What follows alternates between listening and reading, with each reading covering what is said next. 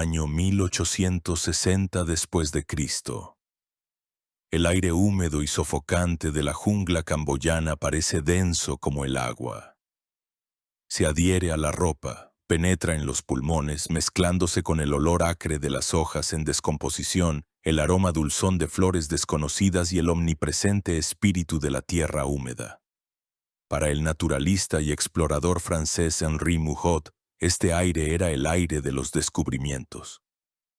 Durante varios meses, impulsado por una insaciable sed de conocimiento, se había abierto paso a través de esta barrera verde, cartografiando la flora y la fauna, recolectando especímenes de insectos nunca vistos y dibujando en su diario las costumbres de las tribus locales. Pero nada, ni la más audaz de las suposiciones podría haberlo preparado para lo que le esperaba.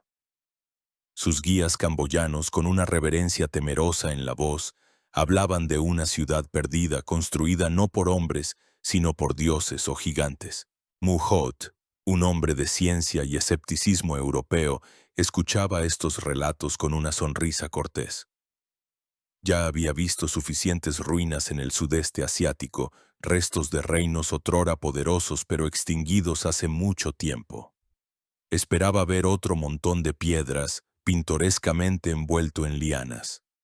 Pero lo que se reveló ante sus ojos cuando, apartando el último velo de hojas gigantes, llegó al borde de un ancho foso revestido de piedra, lo dejó paralizado. Ante él, reflejado en el agua oscura e inmóvil, había algo que desafiaba la comprensión. No era una ciudad, era un mundo entero, tallado en piedra. 5 torres en forma de capullos de loto apuntando al cielo plomizo por el calor. Galerías interminables con columnas talladas que se perdían en la distancia. Serpientes de piedra, nagas, cuyas capuchas en forma de abanico enmarcaban anchos puentes. La escala de la estructura era titánica, sobrehumana, y todo ello estaba cubierto por un finísimo tallado, como un encaje, que representaba a miles de bailarinas celestiales, las apsaras, escenas de mitos antiguos, ejércitos de elefantes y guerreros en marcha. Henri Mouhot estaba ante Angkor Wat, y estaba atónito. En su diario, que más tarde revelaría esta maravilla al mundo occidental, escribiría que, a la vista de este templo, el alma se llena de una admiración tan profunda que es difícil contener un grito. Señalaba que este templo es más grandioso que todo lo que nos han dejado Grecia y Roma. Pero junto con el asombro vino la perplejidad. ¿Quién podría haber erigido esto en el corazón de una jungla impenetrable? ¿Qué civilización poseía la tecnología, los recursos y sobre todo la fe para crear algo así? Y la pregunta principal, la más inquietante, ¿a dónde se fueron todos? A su alrededor solo reinaba un silencio ensordecedor, roto por los gritos de los monos. Los dioses de piedra y las sonrientes apsaras eran los únicos testigos silenciosos de una gloria pasada. Del gran pueblo que construyó Angkor no quedaba nada, excepto estas piedras frías y oscurecidas por el tiempo, que la jungla, lenta pero inexorablemente devoraba, tratando de ocultar para siempre el secreto de sus creadores. Mouhot no sabía entonces que estaba a punto de descubrir no solo un templo, sino todo un imperio, el Imperio Khmer, una civilización que durante 6 siglos dominó el sudeste asiático, un imperio que transformó pantanos y junglas en un próspero paraíso agrario, construyendo uno de los sistemas de irrigación más complejos y masivos de la historia de la humanidad, un imperio cuyos gobernantes ostentaban el título de Devaraja, es decir, Dios Rey, considerándose la encarnación terrenal de Shiva o Vishnu, un imperio que creó Angkor, una gigantesca metrópolis que en el siglo XII fue la ciudad más grande del planeta, extendida sobre un área de 1000 kilómetros cuadrados, donde vivían hasta 1 millón de personas. Esta historia es un intento de escuchar las voces congeladas en la piedra. Es un viaje al corazón de una civilización desaparecida para comprender cómo alcanzó una grandeza inimaginable ¿Y por qué se derrumbó tan rápidamente, dejando tras de sí solo ruinas enigmáticas que aún hoy plantean más preguntas que respuestas? Es la saga de los dioses de piedra y los sacrificios sangrientos, de los ingenieros geniales y los guerreros despiadados, del ascenso y la caída del imperio Gemer. Antes de que en las llanuras de Angkor resonara el golpeteo de los martillos de miles de constructores, antes de que la primera piedra se colocara en los cimientos de los grandes templos, la tierra y el agua del sudeste asiático habían estado moldeando durante milenios al pueblo que estaba destinado a crear una de las civilizaciones más brillantes de la historia. La historia de los Gemeres es inseparable de dos grandes fuerzas de la naturaleza que definieron su vida, su cosmovisión y, en última instancia, su destino: el poderoso río Mekong y el singular lago Tonle Sap. Imaginen una vasta llanura que se extiende por el territorio de la Camboya moderna. Al norte está bordeada por las montañas Dangrek y al suroeste por las montañas de los Cardamomos. Y a través de toda esta cuenca, llevando sus aguas turbias desde las lejanas nieves tibetanas, fluye el Mekong, uno de los ríos más grandes de Asia. La vida aquí está completamente subordinada al ritmo de los monzones. De mayo a octubre caen lluvias torrenciales, y el Mekong se convierte en un torrente furioso que arrastra toneladas de limo fértil. El río se desborda, inundando vastas áreas. En el corazón de esta llanura se encuentra el lago Tonle Sap, que en Gemer significa gran lago. Es una masa de agua única, una maravilla natural sin parangón en el mundo. En la estación seca, es un lago relativamente pequeño, pero cuando comienza la estación de las lluvias y el nivel del agua en el Mekong aumenta drásticamente, ocurre algo increíble. Uno de los afluentes del Mekong, el río Tonle Sap, invierte su curso. En lugar de salir del lago, comienza a entrar en él, llevando el exceso de agua del Mekong. Como resultado, el área del lago se multiplica por 5 o 6, convirtiéndolo en un enorme mar interior. Y junto con el agua, al Tonle Sap se precipitan innumerables bancos de peces, convirtiéndolo en uno de los embalses de agua dulce más ricos del planeta. Luego, cuando termina la estación de las lluvias, el río vuelve a cambiar de curso, y el lago devuelve lentamente el agua acumulada al Mekong, dejando tras de sí una gruesa capa de limo fertilísimo en las orillas secas. Fue precisamente este mecanismo natural, el corazón palpitante de Camboya, el que se convirtió en la cuna de la civilización Gemer. Proporcionaba todo lo necesario para la vida: agua para beber y regar, pescado en cantidades incalculables y un suelo fértil que permitía obtener abundantes cosechas de arroz, el principal cultivo de la región. Las gentes que se asentaron aquí no eran simples agricultores, eran gente del agua. Sus casas estaban construidas sobre pilotes, su principal medio de transporte eran las barcas, y sus vidas estaban indisolublemente ligadas a los caprichos del elemento acuático. La historia más antigua de estas tierras está envuelta en la niebla de los mitos. Uno de los mitos fundacionales de los Gemeres, registrado por viajeros chinos, narra el origen de su estado. Según la leyenda, un brahmán indio llamado Kaundinya navegó hasta las costas de Camboya. Allí conoció a la princesa Soma, hija del rey de los Nagas, seres míticos con forma de serpiente, señores del elemento acuático. Kaundinya disparó su arco mágico y la flecha se clavó en la barca de la princesa.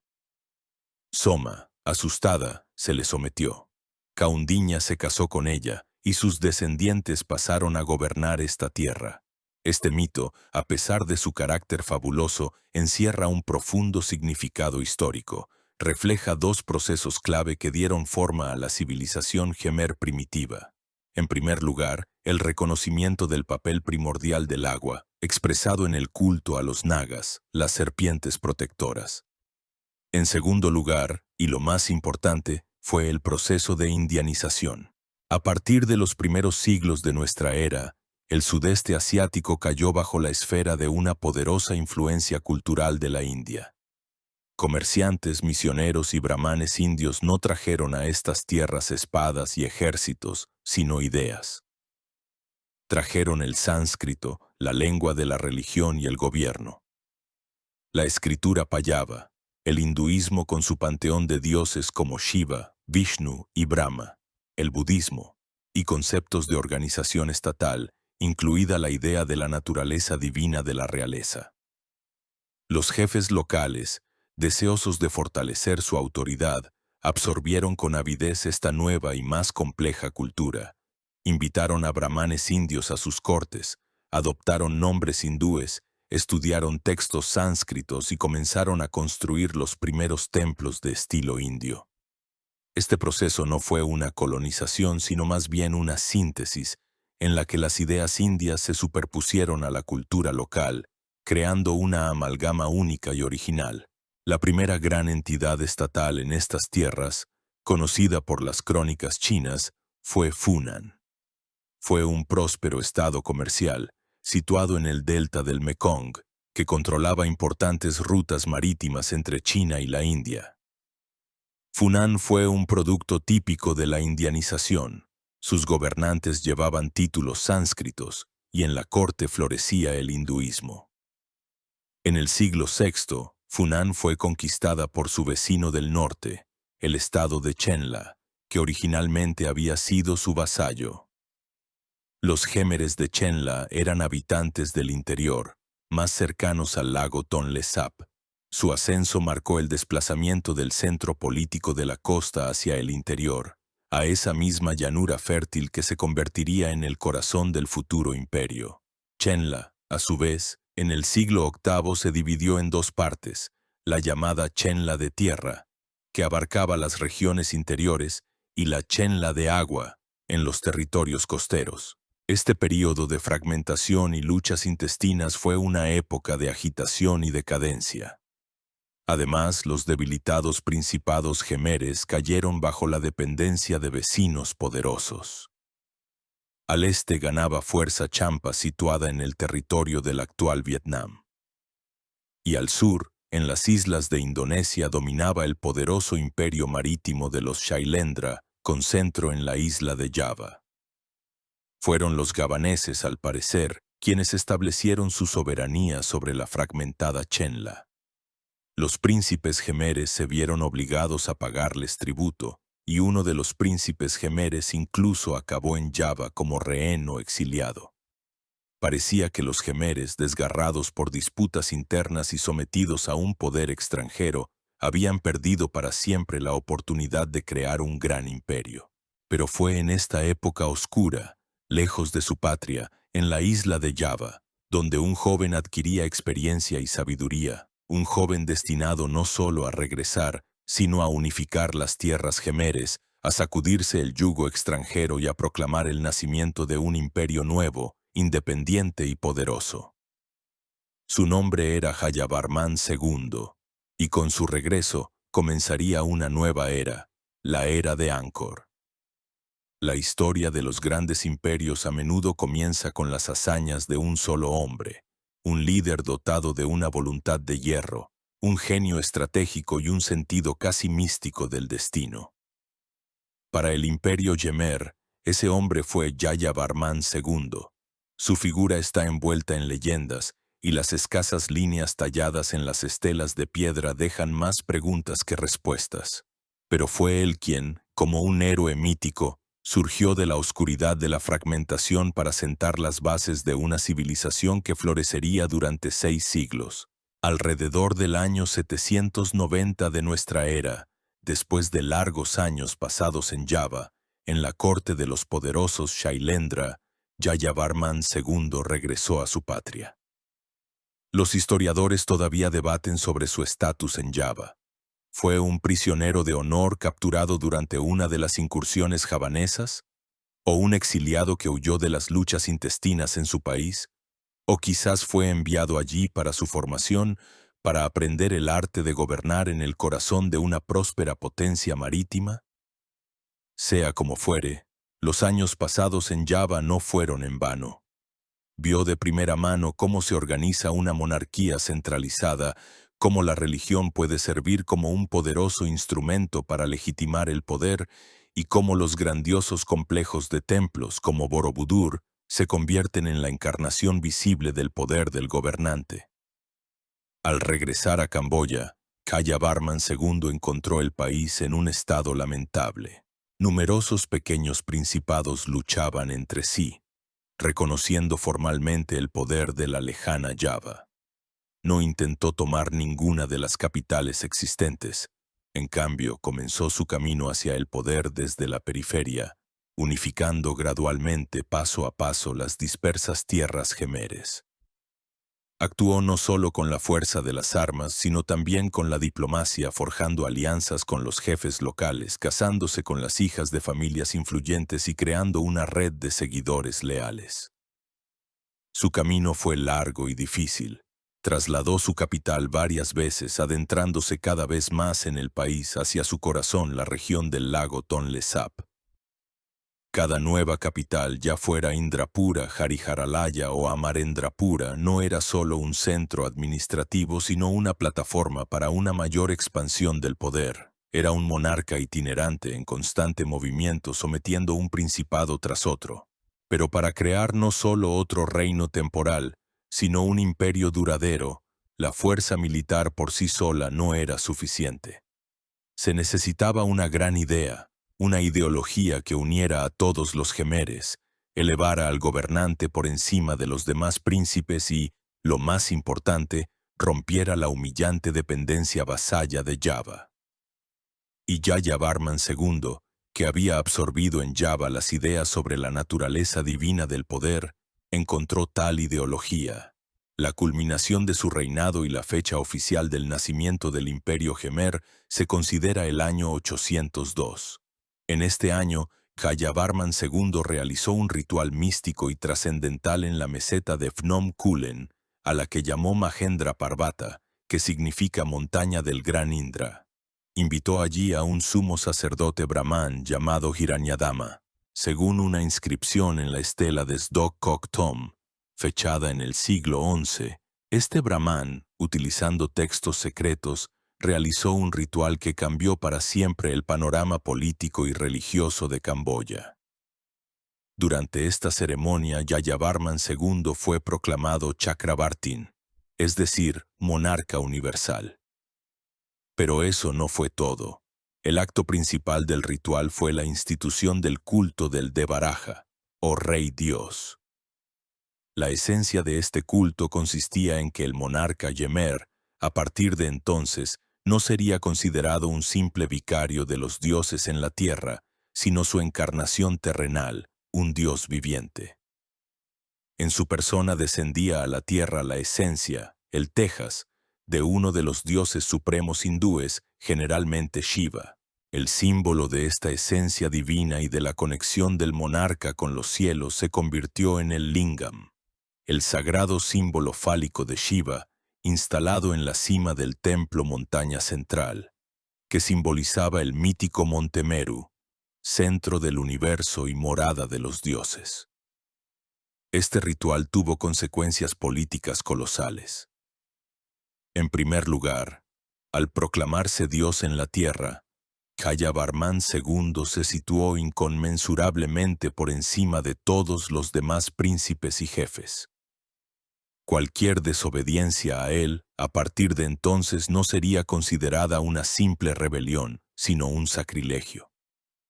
En segundo lugar, y este fue el punto clave, durante la ceremonia se proclamó que, a partir de entonces, el país de los jemeres ya no era vasallo de Java. Fue una declaración de independencia, santificada por la autoridad divina. Jayavarman II se convirtió en el primer verdadero emperador de Angkor. El culto del Devaraja se convirtió en la piedra angular del estado Jemer durante los siglos siguientes. Cada monarca posterior tendría que confirmar su estatus divino. Y la principal obra de su vida se convertiría en la construcción de su propio templo estatal, esa misma montaña Meru hecha por el hombre, en cuya cima se instalaría su lingam personal, simbolizando su conexión con el mundo divino. Fue precisamente esta ideología la que dio origen al fenómeno arquitectónico de Angkor. Los templos no eran simples lugares de culto.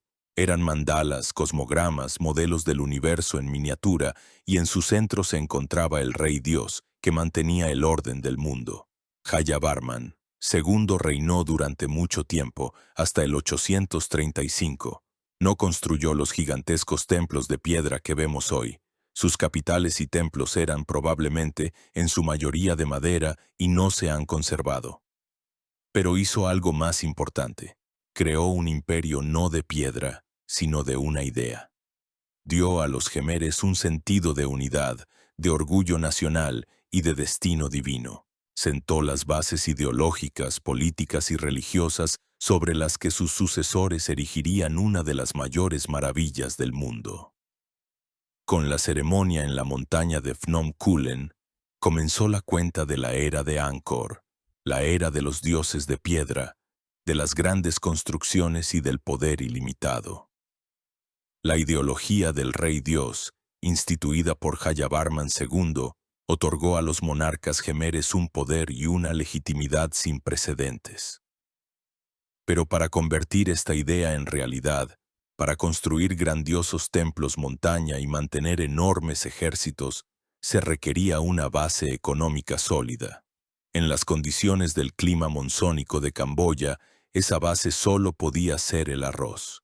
Y el genio de los sucesores de Jayavarman II residió en que lograron someter al elemento más poderoso y caprichoso de su tierra, el agua, transformándola de una fuente de caos en un instrumento de prosperidad. Crearon un sistema hidráulico de tal magnitud y complejidad que no tuvo parangón en el mundo preindustrial.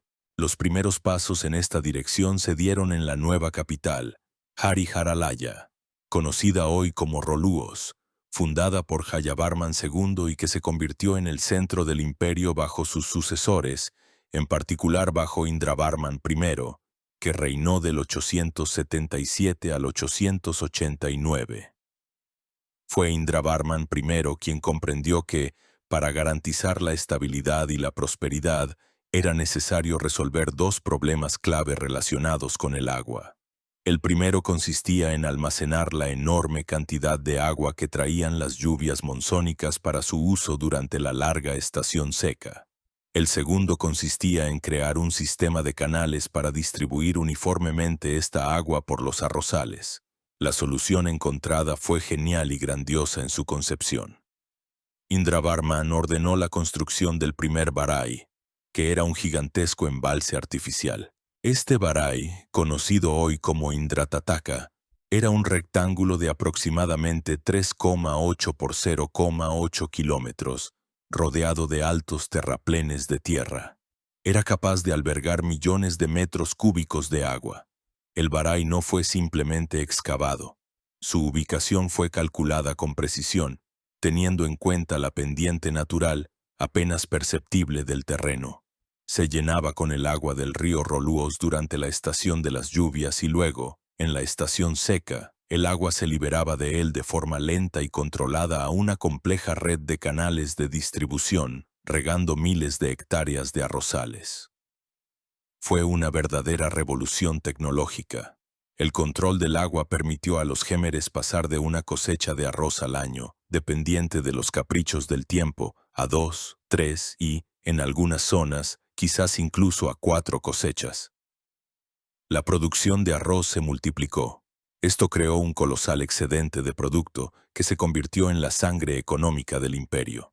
Este excedente de arroz permitía alimentar a un enorme ejército de funcionarios, sacerdotes, artesanos y, lo más importante, a decenas de miles de trabajadores empleados en la construcción de los templos.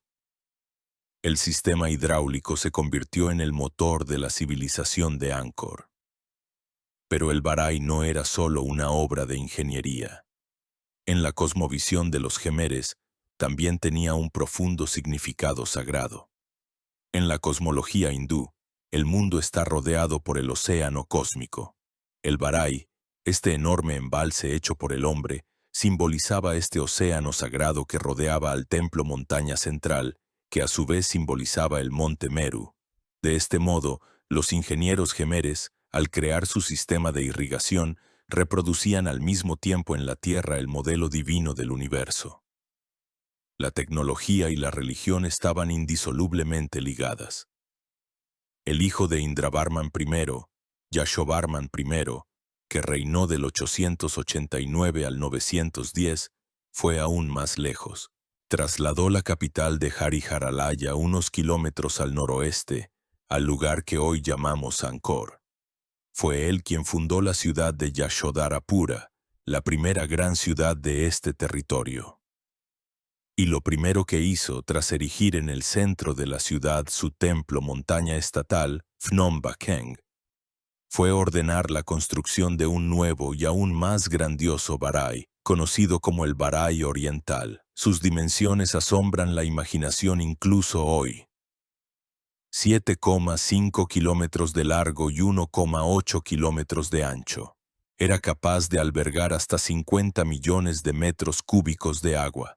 Durante los siglos siguientes, todo gobernante poderoso de Angkor consideró su deber expandir y perfeccionar esta red hidráulica.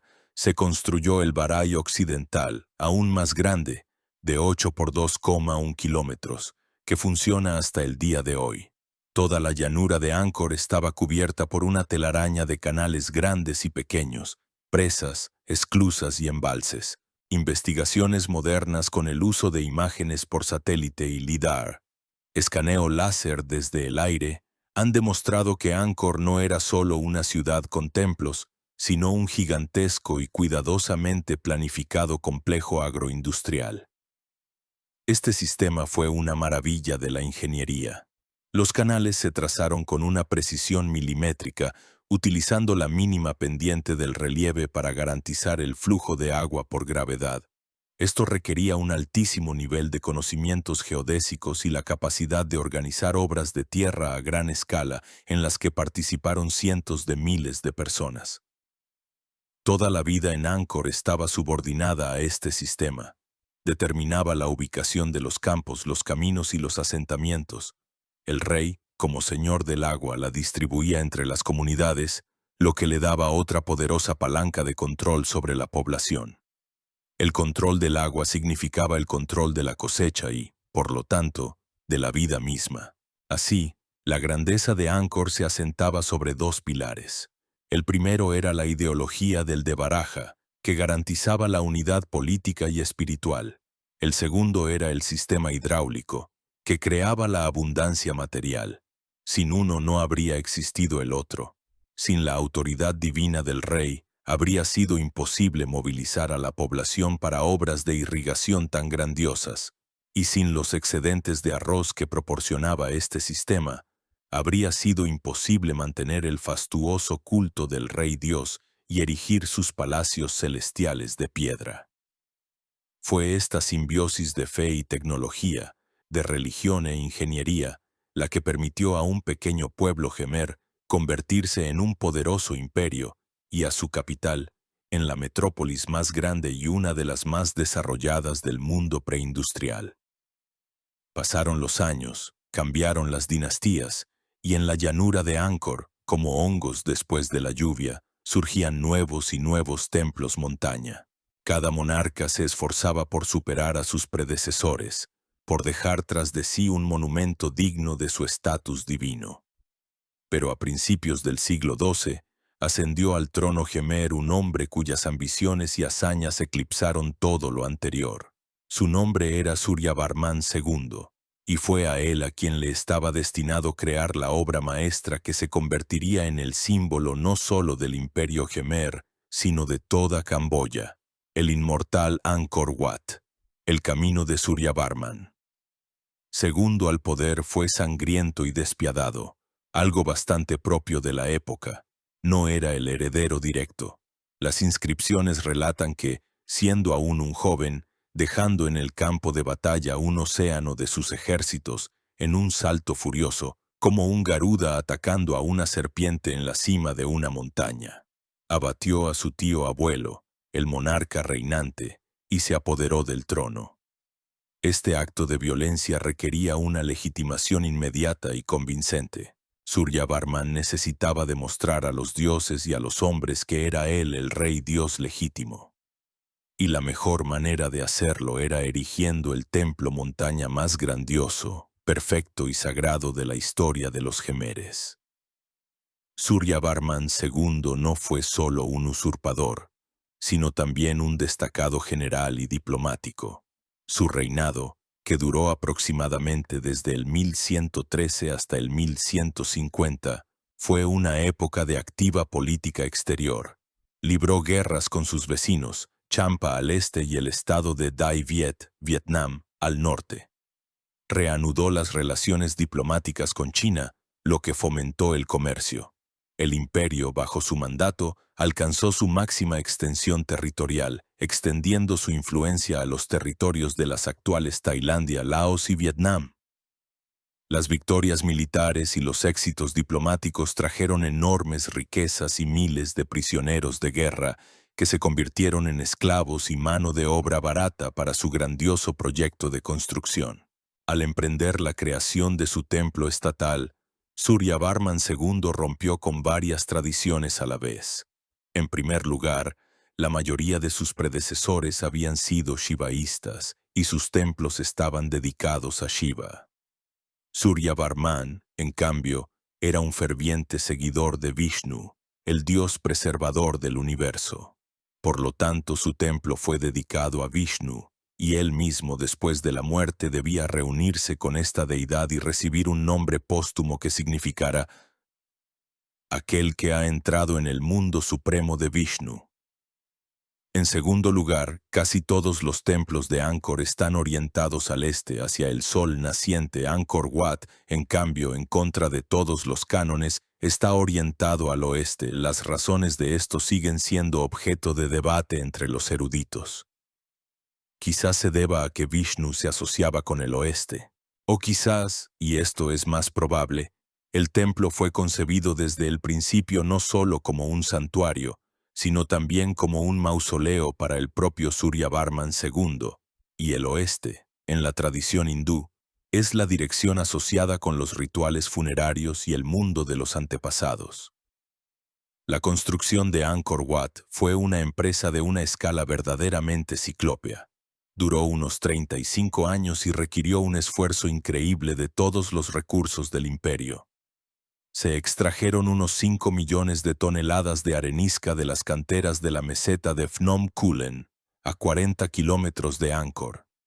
Enormes bloques de piedra fueron transportados por el río Siem Reap y un sistema de canales hasta el lugar de la construcción. En la obra trabajaron simultáneamente decenas, si no cientos de miles de personas. Canteros, talladores, ingenieros, carpinteros y un número incalculable de obreros que acarreaban las piedras.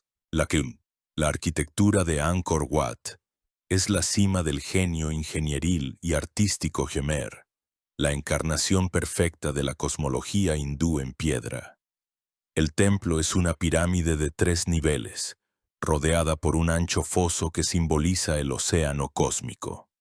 Las 3 galerías concéntricas representan las cadenas montañosas que rodean el monte Meru, y las 5 torres Prang centrales son las 5 cumbres de la montaña más sagrada, la morada de los dioses. Todo el complejo es un perfecto mandala de piedra, un modelo del universo. Pero la verdadera maravilla de Angkor Wat reside en sus bajorrelieves. Las paredes de sus galerías, a lo largo de casi 800 metros, están cubiertas por una alfombra continua de tallas de una finura exquisita que representan escenas de los mitos hindúes y de la historia del propio Suryavarman II. Es un gigantesco libro de piedra que narra las grandes batallas de dioses y demonios, las hazañas de Rama y Krishna.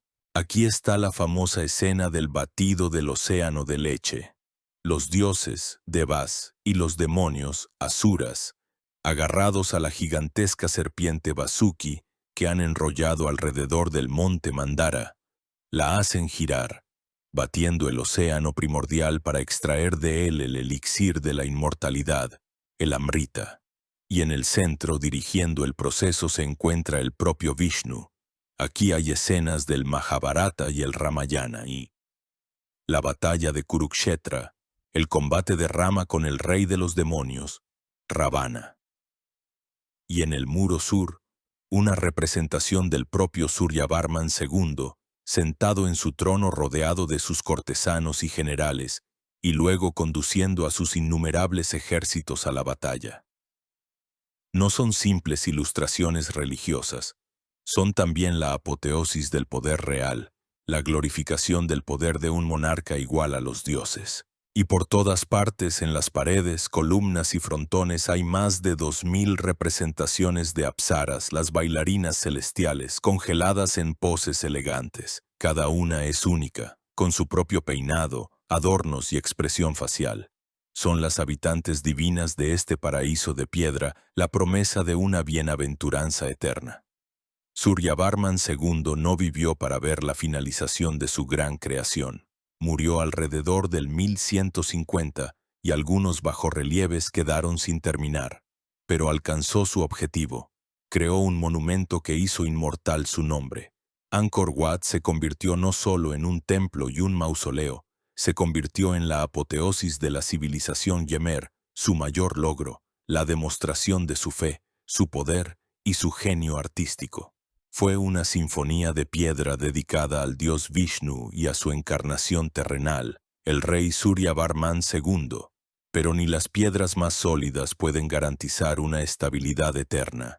En la cima de su poder, el imperio que creó esta maravilla no sabía que, solo unas décadas más tarde, le esperaba una terrible humillación que pondría en peligro su propia existencia.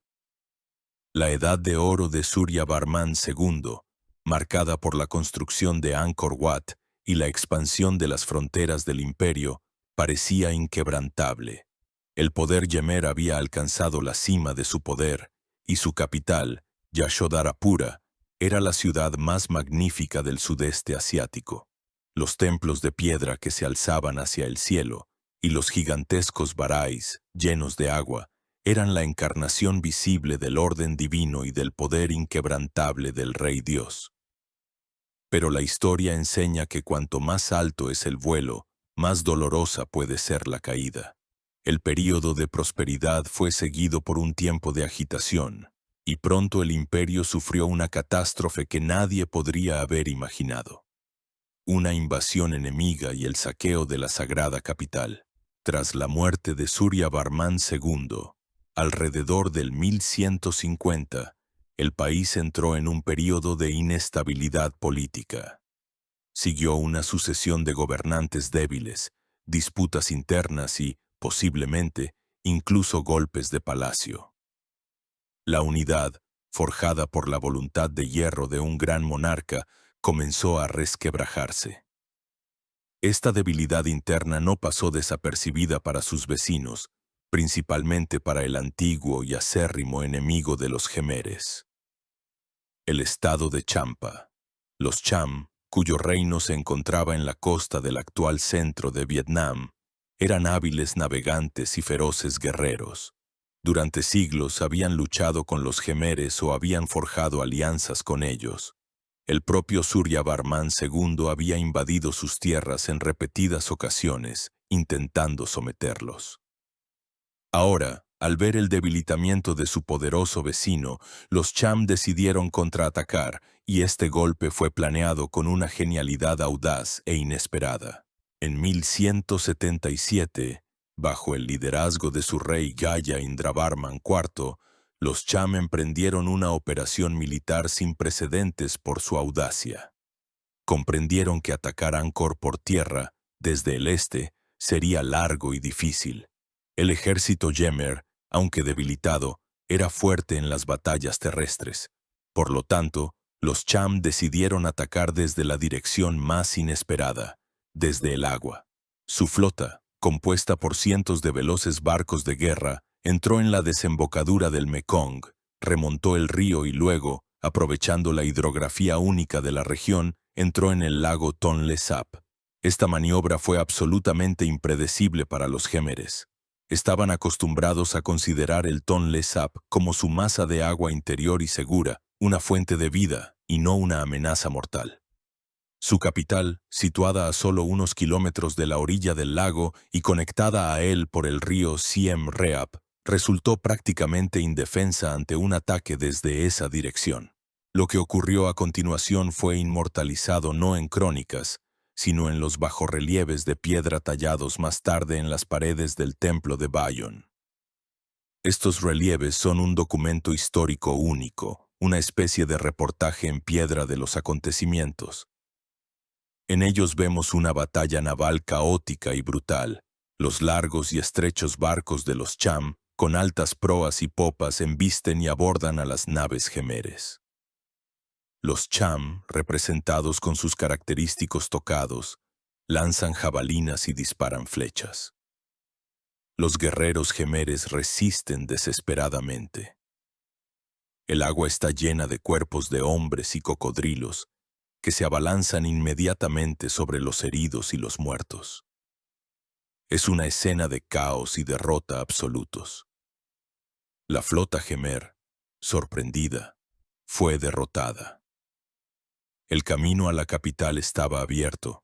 Los guerreros Cham desembarcaron y se dirigieron a Yashodarapura. Irrumpieron en la gran ciudad que durante siglos no había visto soldados enemigos en sus calles. Comenzó el saqueo.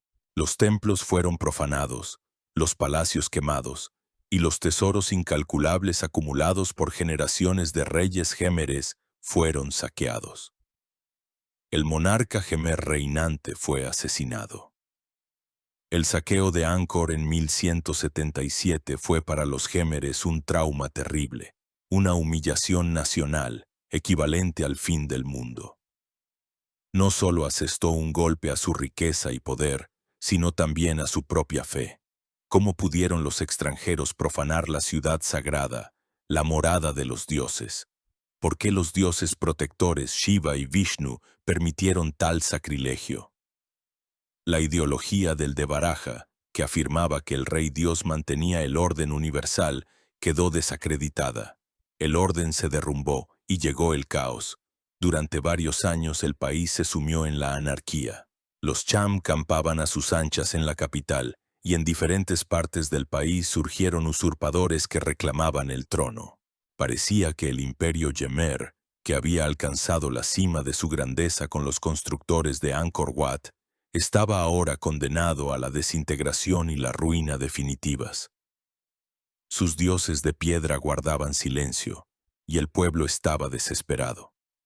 Pero como suele ocurrir en la historia, en la hora más oscura, de las cenizas de la humillación y el caos, surge un héroe destinado a liderar la lucha por la liberación y a resucitar a la nación.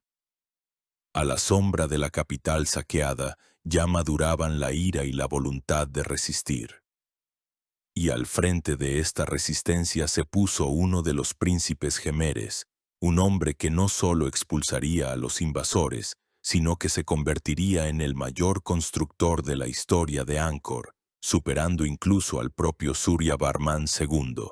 Su nombre era Jayavarman VII, y su venganza sería tan grandiosa como la humillación sufrida. La catástrofe de 1177 fue para el imperio gemer el momento de la verdad. Puso al descubierto la fragilidad de un sistema basado en la fe en dioses protectores que resultaron impotentes para defender su propia morada. En una atmósfera de desesperación y caos, con el país ocupado por los Cham y la unidad perdida, entró en la escena histórica un hombre que se convirtió en la encarnación de la voluntad inquebrantable del pueblo gemer. El príncipe que se haría conocido como Jayavarman VII no fue simplemente un guerrero libertador. Fue un revolucionario que cambió para siempre el rostro espiritual y arquitectónico de su imperio. Jayavarman VII, primo de Suryavarman II. Ya no era un hombre joven cuando le tocó la misión de salvar a su patria. Tenía más de 50 años, una edad muy respetable para la época. Pasó largos años en el exilio en la vecina Champa, lo que le proporcionó un conocimiento inestimable de las fortalezas y debilidades de su enemigo. Cuando los Cham invadieron su país, regresó y lideró una guerra de guerrillas, reuniendo gradualmente a su alrededor a todos los que estaban dispuestos a luchar por la libertad. Durante 4 años, de 1177 a 1181, libró una tenaz lucha. La culminación de esta lucha fue una decisiva batalla naval, de nuevo en las aguas del lago Tonle Sap, donde, tomándose la revancha por la humillante derrota, aplastó a la flota de los invasores. Habiendo expulsado a los Cham y unificado el país, Yayavarman VII fue coronado en 1181. Pero no ascendió al trono simplemente para restaurar el antiguo orden. Iba a construir uno nuevo. Los sufrimientos y las humillaciones sufridas lo llevaron a una profunda reconsideración espiritual. Vio que los dioses hindúes, a quienes sus antepasados habían adorado, no habían podido evitar la catástrofe. Su respuesta fue un giro decisivo hacia una nueva doctrina religiosa: el budismo Mahayana, o gran vehículo. A diferencia del hinduismo, con su jerarquía de dioses y su sistema de castas, y a diferencia del más ascético budismo Theravada, el Mahayana ofrecía el ideal del bodhisattva, un ser iluminado que renuncia a entrar en el nirvana para permanecer en el mundo y ayudar a todos los seres vivos a alcanzar la salvación. Yayavarman VII se convirtió en ese rey bodhisattva. Vio su misión no en la deificación personal, sino en el servicio a su pueblo, en el alivio de sus sufrimientos. Una de sus inscripciones dice: los sufrimientos de sus súbditos eran sus propios sufrimientos. Esta nueva ideología requería una nueva encarnación arquitectónica, y Yayavarman VII emprendió el programa de construcción más masivo de toda la historia de Angkor, que por su ritmo y escala superó todo lo que se había hecho antes. Lo primero que hizo fue fortificar su capital para evitar que se repitiera la tragedia de 1177. Alrededor de la ciudad vieja, erigió una poderosa muralla de laterita de 8 metros de altura y 12 kilómetros de perímetro, rodeada por un foso de 100 metros de ancho. Así nació Angkor Thom, la gran ciudad. A la ciudad conducían 5 puertas monumentales, coronadas por rostros gigantes, y los puentes frente a ellas estaban decorados con figuras de devas y asuras sosteniendo a la serpiente Naga, una alusión al mito del batido del océano de leche. En el centro mismo de Angkor Thom, erigió su templo estatal, que debía eclipsar al Angkor Wat hindú. Fue el Bayon, una de las construcciones más asombrosas y enigmáticas del mundo. El Bayon no es una pirámide esbelta y armoniosa como Angkor Wat, sino un laberinto de piedra, un cúmulo de terrazas, galerías y torres. Y desde estas torres, desde los 4 puntos cardinales, miran al mundo 216 rostros de piedra gigantes con una sonrisa enigmática y apenas perceptible. Los eruditos todavía debaten a quién representan estos rostros. ¿Es el Bodhisattva Avalokiteshvara la encarnación de la compasión? ¿O son retratos del propio Yayavarman VII en la imagen de un Bodhisattva, cuya mirada compasiva y omnividente protegerá para siempre su imperio? Pero Yayavarman VII no construyó solo para los dioses y para sí mismo. Impulsado por los ideales de compasión, creó el primer sistema estatal de bienestar social de la historia del sudeste asiático. Por todo el imperio construyó 102 hospitales donde se trataba a todos independientemente de su estatus social. Trazó una red de carreteras que conectaba todos los rincones de su estado, y a lo largo de ellas construyó 121 casas de descanso para viajeros y peregrinos. No se olvidó de su familia. A su madre le dedicó el templo de Ta Prohm y a su padre Preah Khan. A diferencia de otros templos que fueron despejados por los arqueólogos, Ta Prohm fue dejado deliberadamente a merced de la jungla. Las raíces gigantes de los ficus y los árboles de la seda, como tentáculos, envuelven sus galerías y torres, creando una atmósfera indescriptible de un mundo perdido. Fue este templo el que se hizo mundialmente famoso gracias a la película Lara Croft, Tomb Raider. El reinado de Yayavarman VII fue el canto del cisne de Angkor. Nunca antes ni nunca después el imperio construyó tanto y tan rápido. Utilizó una arenisca nueva, más blanda y fácil de trabajar, lo que permitía acelerar la construcción, pero hacía los edificios menos duraderos. Sus templos estaban cubiertos no solo de tallas, sino también de estuco, es decir, yeso, que luego se pintaba y doraba. Hoy en día, de este esplendor apenas queda nada, pero solo podemos imaginar cómo brillaba y refulgía al sol Angkor Thom en sus años de apogeo. Sin embargo, esta gigantesca construcción también tuvo su lado oscuro.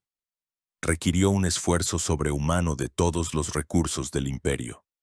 Los impuestos aumentaron, y la población probablemente estaba agotada por el trabajo forzado. La nueva ideología budista, con su énfasis en el monacato y la construcción de templos, quizás socavó los cimientos tradicionales de la comunidad. Yayavarman VII, el salvador y el más grande constructor, con su actividad incansable, quizás, sin quererlo, sembró las semillas de la futura decadencia. Llevó al imperio a la cima de su poder, pero esa cima resultó ser frágil. Después de su muerte, alrededor del 1218, los Gémeres ya no tuvieron un líder de tal envergadura. La era de las grandes construcciones terminó, y el imperio, agotado por el último esfuerzo titánico, comenzó su largo y lento camino hacia el ocaso. Las paredes de piedra de los templos y las secas líneas de los edictos reales nos cuentan la historia de grandes gobernantes, guerras y doctrinas religiosas. Pero, ¿cómo era la vida cotidiana en esta gigantesca metrópolis? ¿Cómo vivían? ¿En qué creían? ¿Qué temían y con qué soñaban las gentes sencillas con cuyas manos se creó toda esta magnificencia? A esta pregunta nos ayuda a responder una fuente histórica única. Las notas del diplomático chino Zhou Daguan, que pasó casi un año, de 1296 a 1297, en Angkor como parte de una embajada del emperador de la dinastía Yuan. Su obra, conocida como Una memoria de Camboya, es una ventana inestimable al mundo de Angkor, realizada por un observador externo, atento y a veces bastante mordaz.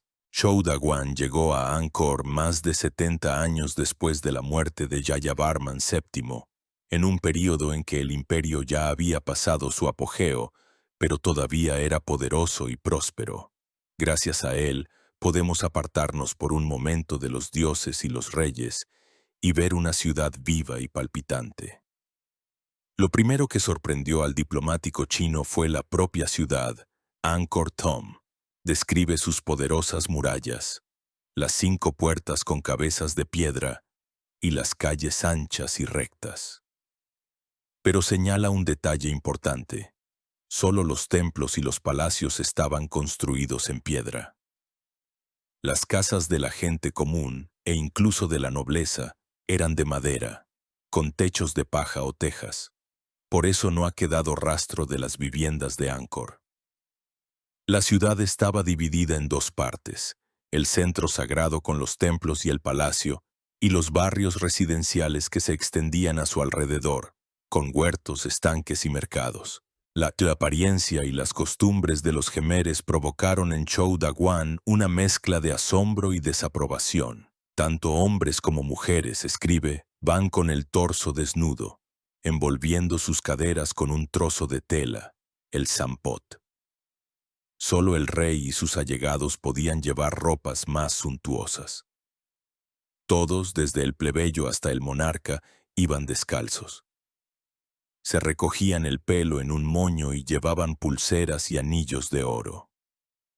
Para un chino, acostumbrado a una vestimenta estricta y cerrada, tal simplicidad de costumbres parecía bárbara.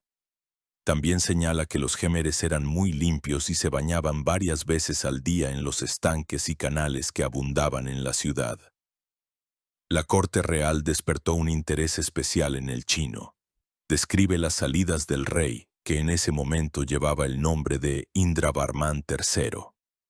El monarca aparecía en público, de pie sobre un elefante adornado con oro y espejos, o sentado en un palanquín de oro. Lo acompañaba un suntuoso séquito de cientos de sirvientas de palacio y guerreros. En el palacio, según Chou, había una torre de oro, probablemente el templo de Fimeanacas, en cuya cima, según creían los gemeres, vivía el espíritu de una serpiente naga de 9 cabezas, la verdadera soberana de esta tierra. Cada noche, el rey debía subir a esta torre y copular con el espíritu de la serpiente en forma de mujer. Si no acudía, la desgracia caería sobre el país. Esta leyenda ilustra vívidamente la pervivencia de antiguas creencias prehinduistas incluso en el apogeo de la civilización. La estructura social era estrictamente jerárquica. En la cima se encontraba el rey Dios. Por debajo, los sacerdotes brahmanes, la alta aristocracia y los funcionarios. La masa principal de la población estaba formada por campesinos libres que cultivaban arroz. En el escalón más bajo se encontraban los esclavos, en su mayoría prisioneros de guerra. Chou Daguan menciona que también existían grupos especiales de población, por ejemplo los Tonle, que vivían en aldeas flotantes en el lago y se dedicaban exclusivamente a la pesca. La justicia en Angkor, según la descripción de Chou, era bastante simple y se basaba en las ordalías o juicios de Dios. Si 2 personas no podían ser juzgadas, se les obligaba, por ejemplo, a sumergir la mano en aceite hirviendo. Aquel cuya mano quedaba ilesa era considerado inocente. Tales métodos, por supuesto, hablan de la primitividad del sistema jurídico en comparación con el chino. El comercio en la ciudad era animado. Había mercados donde se vendía arroz, pescado, verduras y productos artesanales. Sin embargo, sorprendentemente, los gémeres no utilizaban monedas. El comercio era de trueque. El arroz, las telas y otros bienes servían como equivalentes de dinero. Solo para grandes transacciones se utilizaba oro o plata. Chou Daguan también dejó valiosa información sobre la religión. En su época, en Angkor dominaba el budismo Theravada, la doctrina de los ancianos, que había sucedido al Mahayana de Jayavarman VII y había desplazado prácticamente al hinduismo. Describe a los monjes budistas con sus túnicas amarillas, que gozaban de gran respeto en la sociedad. Los brahmanes hindúes todavía conservaban influencia en la corte, pero su papel ya no era tan grande. Este cambio religioso tendría consecuencias de gran alcance para el imperio. Las notas de Chou Daguan son una instantánea de una civilización todavía majestuosa, pero que ya llevaba en sí las semillas de la decadencia. Describe ceremonias suntuosas, pero también una justicia primitiva. Templos enormes, pero también una vida simple, casi primitiva para la mayoría de la población. Su relato nos permite ver no solo a los dioses de piedra, sino también a personas vivas, creando una imagen tridimensional y polifacética de un mundo que, apenas un siglo y medio después de su visita, estaba destinado a desaparecer para siempre. La Edad de Oro de Angkor, que alcanzó su apogeo bajo Suryavarman II y vivió un canto de cisne turbulento pero brillante bajo Jayavarman VII, no podía durar para siempre. Como cualquier organismo complejo, el imperio Yemer era vulnerable. A finales del siglo XIII, cuando Chou Daguan describía una capital todavía majestuosa, bajo la superficie de esa aparente prosperidad ya comenzaban a aparecer y a profundizarse las grietas. El declive de Angkor no fue el resultado de un único acontecimiento catastrófico. Fue un proceso largo y doloroso, causado por un complejo de razones interrelacionadas, militares, religiosas, económicas y ecológicas. Durante siglos el principal enemigo de los gémeres en el este había sido Champa, pero en el siglo XIII, en las fronteras occidentales del imperio, comenzó a surgir una nueva fuerza, mucho más peligrosa. Eran las tribus Tai, o siamesas, que migraban desde el sur de China. Originalmente, eran vasallos de los gobernantes gemeres y servían en sus ejércitos. Pero, Aprovechando el debilitamiento del poder central en Angkor tras la muerte de Jayavarman VII, los jefes Tai comenzaron a unirse y a crear sus propios estados. En 1238, fundaron el primer reino Tai fuerte, Sukhothai, y en 1350 surgió un nuevo estado, aún más agresivo y poderoso, Ayutthaya. A diferencia de los Cham, que eran principalmente navegantes, los Tai eran excelentes guerreros terrestres que habían adoptado de los Gémeres muchos elementos de organización y cultura militar. A partir de ese momento, la frontera occidental del Imperio Gemer se convirtió en una herida constantemente sangrante. Los reinos Tai comenzaron una presión sistemática sobre Angkor, arrebatándole una provincia tras otra. Fue una agotadora guerra de desgaste que exigió a los Gemeres un esfuerzo constante y desvió enormes recursos que antes se destinaban a la construcción y el mantenimiento del sistema de irrigación.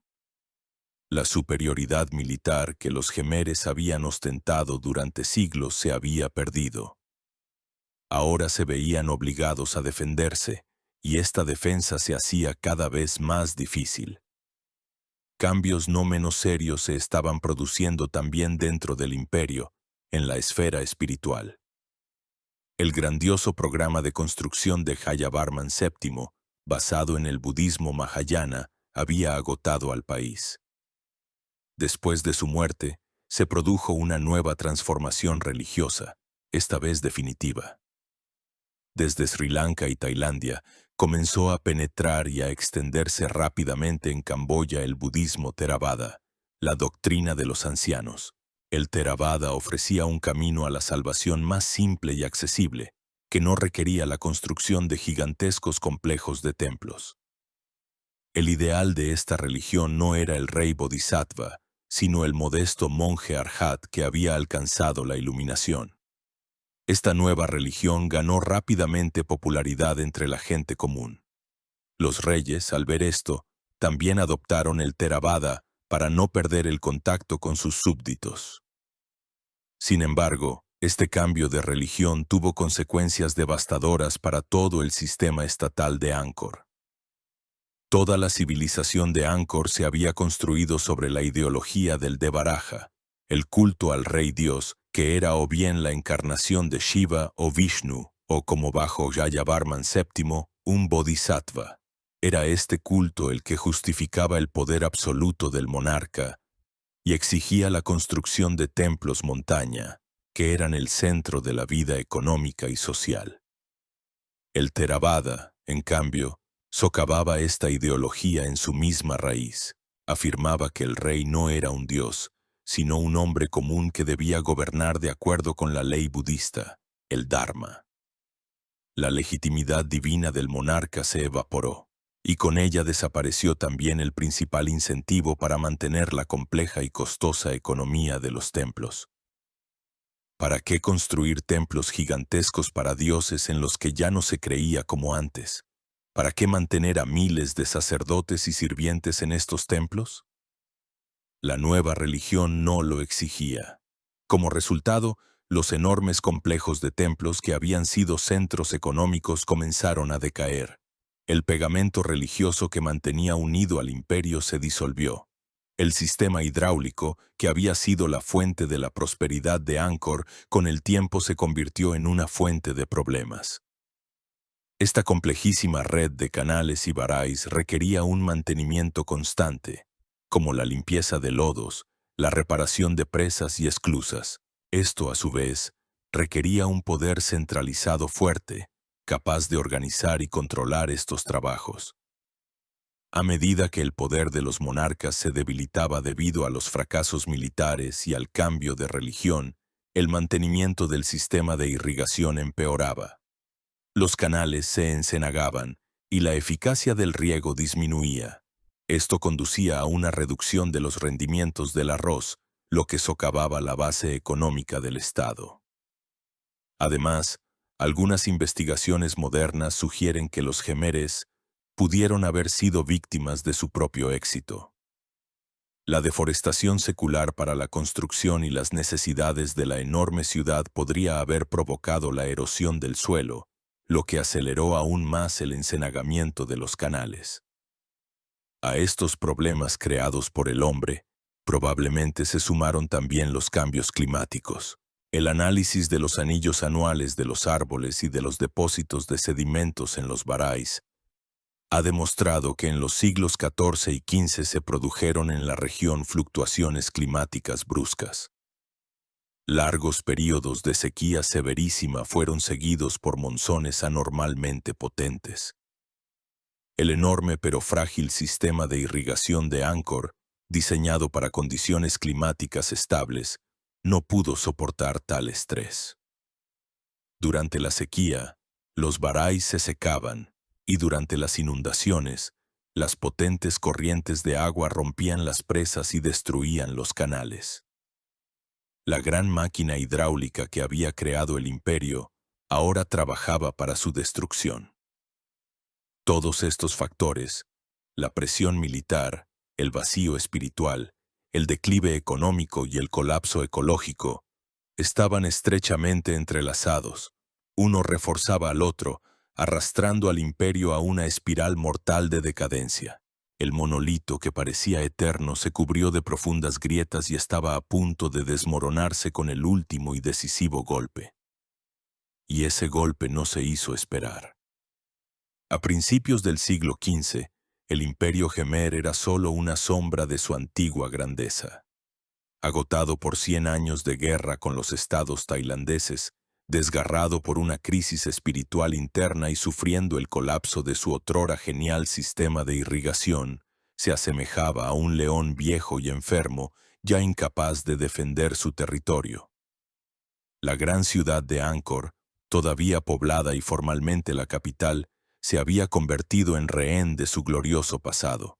Sus gigantescas dimensiones y la complejidad de su infraestructura se habían convertido no en una ventaja, sino en una carga para un estado debilitado. Al mismo tiempo, su principal enemigo, el reino tailandés de Ayutthaya, había alcanzado la cima de su poder. Los gobernantes de Ayutthaya, que se veían a sí mismos como herederos de la magnificencia de Angkor, soñaban con aplastar definitivamente a su antiguo rival y apoderarse de sus riquezas y, no menos importante, de su estatus sagrado. En 1431, el rey de Ayutthaya, Boromarachatirat II, reunió un enorme ejército e inició una ofensiva decisiva sobre Angkor. No fue un simple enfrentamiento fronterizo, sino una invasión a gran escala, cuyo objetivo era la captura y destrucción de la capital Jemer. El asedio de Angkor Thom, según informan crónicas posteriores, duró 7 meses. Los Gémeres, a pesar de su debilidad, defendieron desesperadamente su ciudad sagrada, pero las fuerzas eran desiguales. Finalmente, el ejército de Ayutthaya rompió las defensas e irrumpió en Angkor. Lo que siguió fue una catástrofe de la que el imperio ya no pudo recuperarse. La ciudad fue sometida a un saqueo total. Los soldados de Ayutthaya se llevaron todo lo que tenía algún valor: oro, joyas, estatuas sagradas. Pero el botín más importante no fueron los bienes materiales, sino las personas. Miles de artesanos, artistas, bailarines, eruditos, sacerdotes y miembros de la familia real Gémeres fueron hechos prisioneros y llevados a Ayutthaya. No fue un simple saqueo, sino un acto deliberado de vampirismo cultural. Los reyes de Ayutthaya pretendían trasladar el centro de la civilización Jemer a su capital. Al llevarse a la élite intelectual y creativa de Angkor, privaron al Estado Jemer de su alma y su memoria. Muchos elementos del ritual de la corte, la danza, la literatura e incluso la lengua de los monarcas tailandeses fueron tomados precisamente de los prisioneros Gémeres. Ayutthaya construyó su grandeza sobre las ruinas y la herencia de Angkor. Para los Gémeres, la caída de 1431 fue la gota que colmó el vaso. La ciudad fue destruida, su población masacrada o esclavizada. Los santuarios fueron profanados, Pero lo más importante fue que se hizo evidente que la ubicación de Angkor, que una vez había sido su fuente de fortaleza, se había convertido ahora en su principal vulnerabilidad. Situado en el interior del continente, pero relativamente cerca de la frontera con Ayutthaya, estaba expuesto a las invasiones terrestres. Mantener su complejísima infraestructura en condiciones de amenaza militar constante se había vuelto imposible. Fue entonces, después de este golpe aplastante, cuando la élite Yemer tomó una decisión trascendental: abandonar Angkor. La corte real abandonó la ciudad saqueada y profanada y trasladó la capital al sur, a la zona de la actual Phnom Penh, más cerca del delta del Mekong. Esta decisión tenía profundas razones estratégicas y económicas. La nueva ubicación cerca de la confluencia de los ríos Mekong y Tonle Sap era más segura. También habría un acceso más amplio al comercio marítimo con China y otros países de la región, que en esa época se estaba volviendo cada vez más importante. El Estado Yemer intentaba reorientarse de un imperio agrario, basado en el control del agua, a una monarquía comercial. Pero este ya era un mundo completamente diferente. El gran éxodo de Angkor no fue un simple traslado de capital, fue el final de toda una era. Fue el reconocimiento de que el modelo de civilización de Angkor, basado en la hidráulica y el culto al rey Dios, se había agotado y ya no era viable. El proceso de abandono de Angkor no fue instantáneo. La gente no desapareció en un día. Fue un proceso largo y gradual. Después de la partida de la corte real y la élite, la ciudad perdió su centro administrativo y sagrado. Sin una gestión centralizada, el sistema hidráulico se deterioró por completo. Los arrozales, privados de riego, se encharcaron o se secaron. La población, privada de sus medios de subsistencia, fue abandonando gradualmente estos lugares, dirigiéndose al sur, siguiendo a su rey o simplemente dispersándose por el campo. Y entonces la naturaleza comenzó a reclamar lo suyo.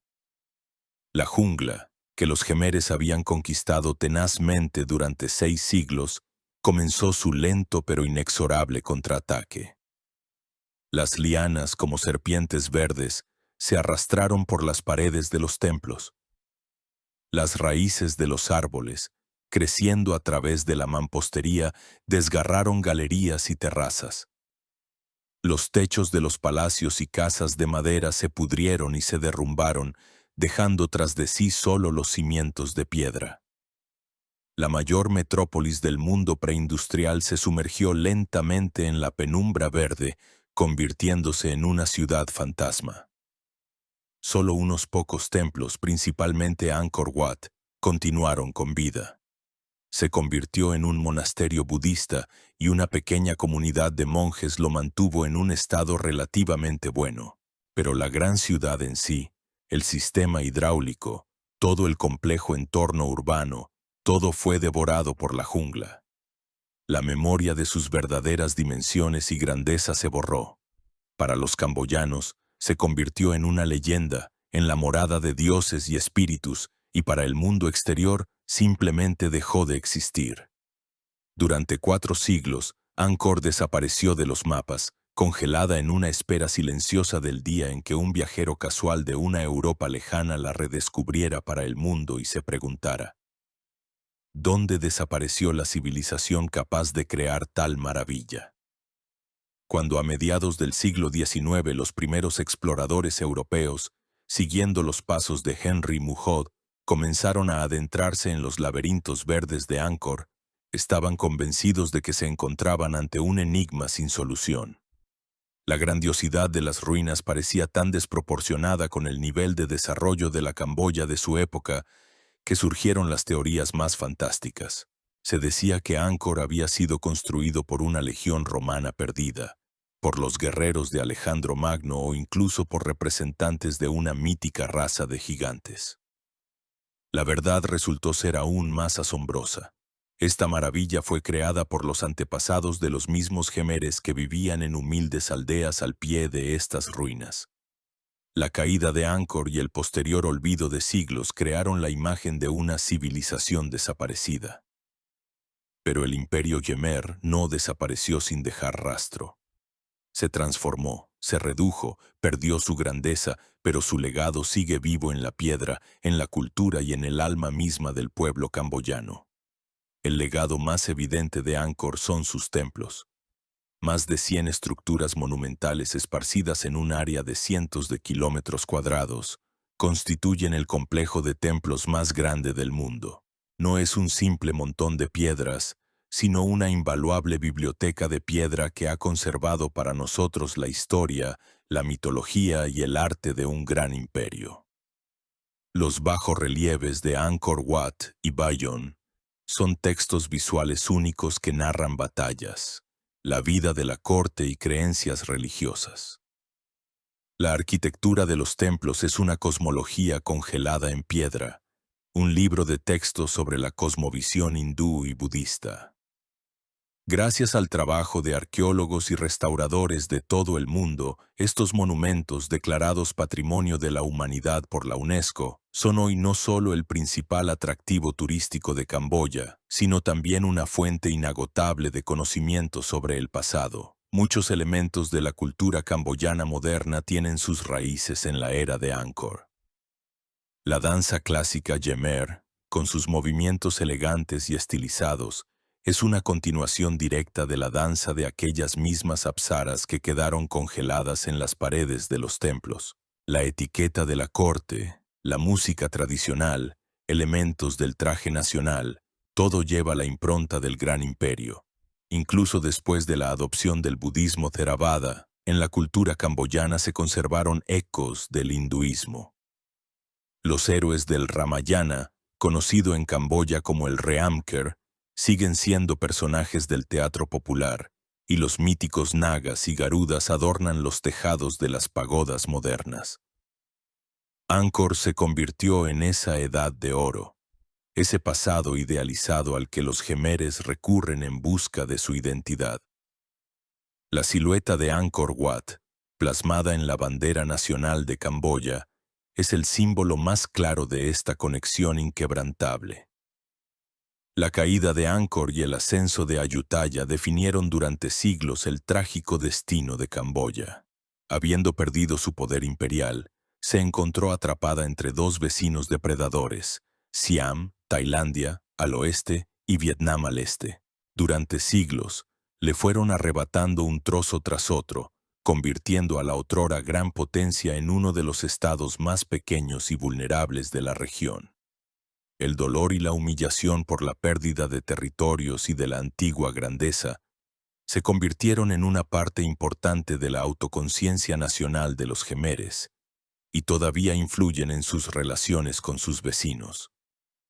La historia del ascenso y la caída del imperio Yemer no es un simple drama local del pasado del sudeste asiático. Es una parábola universal que encierra lecciones relevantes también para el mundo moderno. La primera lección reside en la fragilidad de los sistemas complejos. La civilización de Angkor se construyó sobre uno de los sistemas hidrotécnicos más complejos y geniales de la historia. Pero fue precisamente esta complejidad la que la hizo vulnerable. El sistema requería un control y un mantenimiento constantes, que solo un poder central fuerte y una estabilidad social podían garantizar. Tan pronto como estas condiciones desaparecieron, el sistema comenzó a desmoronarse, arrastrando consigo a toda la civilización. Es un recordatorio eterno de que los logros tecnológicos más complejos pueden resultar impotentes ante el caos político y los cambios sociales. La segunda lección es el peligro del desequilibrio ecológico. Los jemeres eran maestros en la gestión de los recursos hídricos, pero su actividad probablemente alteró el frágil equilibrio ecológico de la región. La deforestación a gran escala, la erosión del suelo y, posiblemente, la sobreexplotación de los recursos terrestres hicieron que su civilización fuera extremadamente vulnerable a los cambios climáticos. La historia de Angkor es una de las advertencias más claras de la historia preindustrial sobre las consecuencias de ignorar las leyes de la naturaleza y sobre la estrecha relación entre el destino de una civilización y el estado de su medio ambiente. La tercera lección es el papel de la ideología. Angkor se construyó sobre una poderosa base ideológica, el culto al Rey Dios. Esta fe movilizó a millones de personas para un trabajo titánico y justificó la existencia del imperio. Pero cuando esta fe vaciló y fue reemplazada por otra, toda la compleja superestructura que se sostenía sobre ella se derrumbó. Esto muestra cuán importantes son para la existencia de cualquier sociedad los valores y creencias comunes, y cómo su cambio puede llevar a una reconfiguración completa de una civilización. Hoy, millones de turistas de todo el mundo deambulan por los laberintos de piedra de Angkor, maravillados por su belleza y tratando de desentrañar su misterio. Pero quizás, el principal misterio de Angkor no reside en cómo fue construido o por qué cayó. Se oculta en la enigmática y apenas perceptible sonrisa de los rostros de piedra de Bayon. Es la sonrisa de Buda, compadeciéndose de todos los seres vivos. Es la sonrisa de un rey bodhisattva, que mira eternamente su reino. Es la sonrisa de la historia misma, que conoce tanto la efímera grandeza de los imperios como el eterno ciclo de la vida, la muerte y el renacimiento. Vio nacer y morir al imperio más grande del sudeste asiático. Vio cómo la jungla devoraba las obras de las manos humanas. Vio cómo estas obras resurgían del olvido. Esta sonrisa es el testigo silencioso del triunfo y la tragedia, de la fe y la desesperación, del orden y el caos. Nos recuerda que incluso las civilizaciones más poderosas son solo granos de arena en el viento del tiempo. Pero lo que ha sido creado por el genio, la fe y el trabajo deja una huella que ni siquiera los siglos pueden borrar. Una huella congelada en la piedra, eternamente dormida y eternamente sonriente en el corazón de la jungla camboyana.